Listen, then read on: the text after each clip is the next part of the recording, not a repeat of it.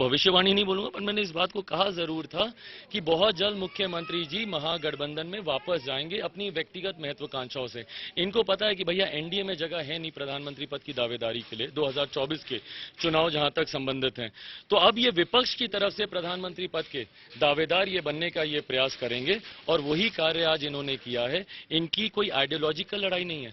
महागठबंधन के साथ जाना कोई बिहार को बचाने के लिए उठाया गया कदम नहीं है, बिहार की बेहतरी के लिए उठाया गया कदम नहीं है, अपने व्यक्तिगत महत्वाकांक्षाओं के लिए। ये तो मानेंगे कि मान के लिए ये है कि उन्होंने कहा कि अपमान किया भाजपा ने मेरा। आप सम्मान और मान को मानते हैं। आपने बताया था आपके पिताजी का जब निधन हुआ तो आपने भी कहा कि नीतीश कुमार ने अपमानित किया। तो क्या आपको लगता है कि नीतीश कुमार ऐसी परिस्थिति में थे कि उनके मान को और उनके अहम को ठेस पहुंची हो भाजपा की? मौसमी जी बिल्कुल सही आपने बोला। मैं मान सम्मान से समझौता मैं खुद कभी जिंदगी में नहीं करूंगा। मैं किसी को सुझाव भी नहीं दूंगा कि अपने मान सम्मान से समझौता करके कोई रहे। बट एक बार ये चीज मुख्यमंत्री मुझे समझा दें, तीसरे नंबर की पार्टी जिसको बिहार की जनता ने रिजेक्ट कर दिया, आधे से ज्यादा आपके प्रत्याशी हार जाते हैं, उसके बाद भी भारतीय जनता पार्टी आपको मुख्यमंत्री बनाती है, क्या ये अपमान है? भारतीय जनता पार्टी अपनी तमाम आइडियोलॉजीज के साथ कॉम्प्रोमाइज करती है। आपने तो भैया सीए एनआरसी के खिलाफ बिहार विधानसभा में प्रस्ताव तक पारित कर दिया, तब भी भाजपा की क्यों पैरवी कर रहे हैं? मैं पैरवी नहीं कर रहा, मैं सिर्फ ये बता रहा हूं कि क्या इसको अपमान कहते हैं? ये बहाना है। लगातार ऐसा लगता है कि आप भाजपा को पूरी तरह से डिफेंड कर रहे हैं कि भाजपा को ठगा है नीतीश कुमार ने। इतना भाजपा के लिए प्रेम क्यों? आपके चाचा कह रहे हैं मैं एनडीए नहीं छोड़ूंगा। मौसमी जी मुझे किसी गठबंधन में जाने का भी शौक नहीं है। मैं किसी गठबंधन में हनुमान की आस्था अभी तक है कि नहीं है? व्यक्तिगत आस्था पे सवाल गलत है। ये तो व्यक्तिगत आस्था पे नहीं। आप किसको आप कैसे मानते हैं वो आपका व्यक्तिगत विषय हो सकता है, और इस नाते तो मैं मुख्यमंत्री जी को भी मानता हूं। आपको वो दृश्य याद होंगे, मैं खुद हर बार जब मिलते हैं उनके चरण स्पर्श करता हूं। ये मैं मानता हूं, ये मेरी व्यक्तिगत आस्थाएं हैं। बट व्यक्तिगत आस्था कभी गठबंधन निर्धारित नहीं करती, आपकी नीतियां निर्धारित नहीं करती। भारतीय जनता पार्टी का आप जिक्र कर रहे हैं, मैं शायद इकलौता ऐसा नेता हूंगा जो गठबंधन में जब उनके साथ था भी, तब भी उनकी गलत नीतियों पे मैंने सवाल उठाया। क्या आपने खुद को अपमानित महसूस किया था जब आप भाजपा के साथ थे? नहीं, बिल्कुल नहीं। क्यों बोलूंगा इस बात को? ऐसी कोई परिस्थिति नहीं। मुख्यमंत्री जी का जरूर मैंने कहा था।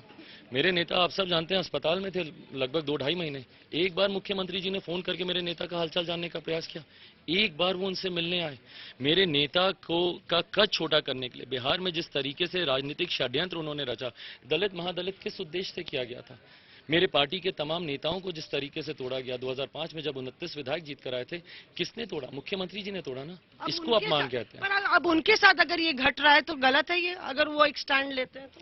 दूसरों का घर तोड़ने वाले जब आज अपना घर टूटता है तो तकलीफ हो रही है।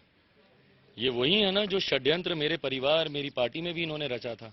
आज जब अपनी पार्टी के ऊपर षड्यंत्र की बू तक आई तो तिलमिला गए। वो पीएम उम्मीदवार होने वाले हैं, जो ट्वीट का हम अंदेशा लगाए। सर एक सेकंड, बधाई, ढेर सारी शुभकामनाएं। जरूर बने, प्रधानमंत्री पद के दावेदार बने, राष्ट्रपति के भी बने, अगला जो भी चुनाव होगा उपराष्ट्रपति सबके दावेदार बने, पर जब तक बिहार के मुख्यमंत्री हैं बिहार पे ध्यान देते हैं। बिहार पर ध्यान दीजिए। Chirag, I will like to ask you some questions in English, we be waited for long. Chirag Paswan is joining us and will take his reaction. You been the first to hit out at Nitish Kumar. Now he has given his resignation to the governor and is set to form a new alliance and become the chief minister of that alliance. How do you respond to the fact that he is aligning with the same party that he broke away with a few years? Well, he was planning for this for the longest time, Mosmi ji. It's not a matter of a day or two that he took this decision and all of a sudden he got to know that he's been humiliated and stuff. He's been planning for this for the longest time.